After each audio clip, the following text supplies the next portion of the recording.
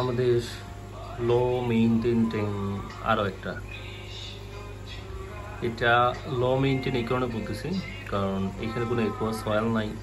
ট্যাঙ্কের বয়স 1 মাসের কাছাকাছি হয়ে যাচ্ছে, এখন পর্যন্ত কোনো রকম এলগি আসেনি। পুরো ব্যালেন্সের উপরে এই ট্যাঙ্কটা আলহামদুলিল্লাহ ভালো আছে।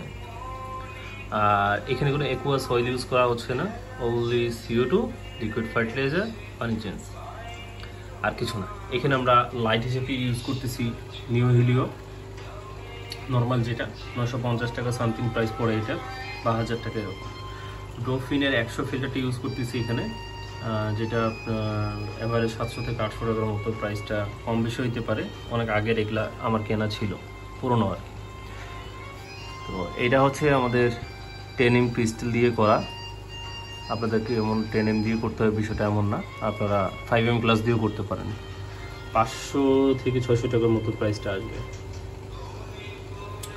আর কালার তো আমরা দেখতেই পাচ্ছেন, এখানে লো ডিমান্ডিং প্লান্ট সব কিছু দেওয়া হয়েছে। বুসে, অ্যানোভিয়াস, রেনিকা মিনি, রোটলা ব্লাড রেড, নাটান্স। আর হাই ডিমান্ডিংয়ের ভিতরে আমাদের হচ্ছে সবার প্রিয় মন্টিকালো। এই ট্যাঙ্কে কোনো কার্বন ডাইঅক্সাইড কোনো অ্যাকুয়া সয়েল দেওয়া নাই, সিলেকশন দেওয়া নাই, গ্রাউন্ড ফার্টিলাইজারও দেওয়া নেই, অনলি দেওয়া আছে লিকুইড ফার্টিলাইজার আর CO2। ট্যাঙ্কের পানি চেঞ্জ করা হয় 2 দিন পর পর বা 3 দিন পর পর, যেহেতু সামান্য একটু ছোট্ট ট্যাঙ্ক, 7 ইঞ্চি বাই 7 ইঞ্চি বাই 8 ইঞ্চি, তো এই ট্যাঙ্কে আপনার পানি চেঞ্জ করা খুব একটা ঝামেলার না, 2 মগ পানি উঠাই ফেলে দিলেই হয়ে যাবে। আর মন্টিকালোগুলো দেখতে পারতেছেন কী পরিমাণ গ্রো করছে। এই ট্যাঙ্কটা রেডি করা নিয়ে একটা ভিডিও করতাম, বাট পরে চিন্তা করলাম যে একটু রেডি করেই একটা ভিডিও করি। আর ট্যাঙ্কের যখন বয়স 10 থেকে 15 দিন হয়ে যায়, যখন আমি ট্যাঙ্কে একটু এলগি দেখতে পাই, পিস্টনগুলোতে গ্রিন গ্রিন হয়ে যাওয়া শুরু করে, তখন আমি স্ট্রিম এড করি। এই ছোটো ট্যাঙ্কে ম্যাক্সিমাম ম্যাক্সিমাম না, মিনিমাম 30 পিস মনে দেওয়া আছে স্ট্রিম। আর রুটগুলো কীরকম ছাড়ছে আপনার হয়তো বা বুঝতে পারতেছেন। এটা কালকে বা পরশু এটা ট্রিম দেওয়া হবে।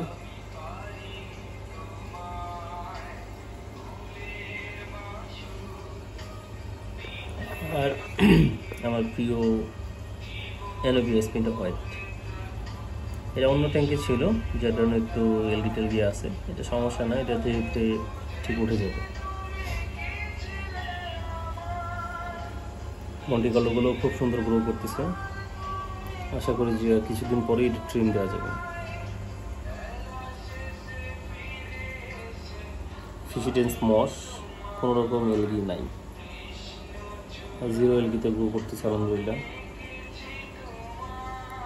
এই ট্যাঙ্কের বয়স আপনার 1 মাসের মতো হচ্ছে আর কি। কালারও দেখতে পারতেছেন, নিউ হিলিও লাইট দিই। আর CO2 লাইট, এটা আমি 9 ঘন্টা দিই, কারণ এটা তো আমার টাইমার দিয়ে চালু করা আছে। আমার অলরেডি অন্য ট্যাঙ্কগুলোতে 9 ঘন্টা টাইমার দেওয়া আছে, তাই এটা আমি প্রথম দিন থেকে 9 ঘন্টায় কন্টিনিউ করছি আর কি। তো জাস্ট আপনারা কালারগুলো খেয়াল করে দেখেন যে বুসের কালার অলরেডি আসা শুরু হয়ে গেছে, যে কী পরিমাণ সুন্দর কালার আসছে।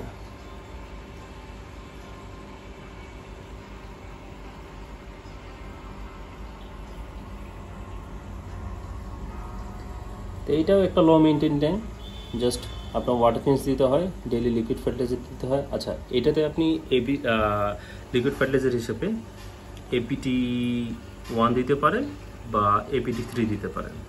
আর এটা লিকুইড ডোজিং হবে 0.3 ml। ট্যাঙ্ক অনেক ছোটো, অতিরিক্ত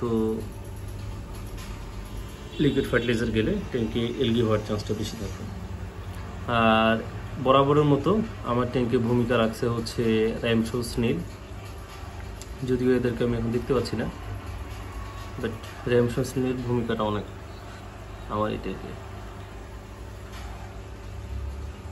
আমার প্রতিটা ট্যাঙ্কেই র্যামশো স্নেল দেওয়া আছে, যারা আমাকে আগে থেকে চিনে তারা জানে।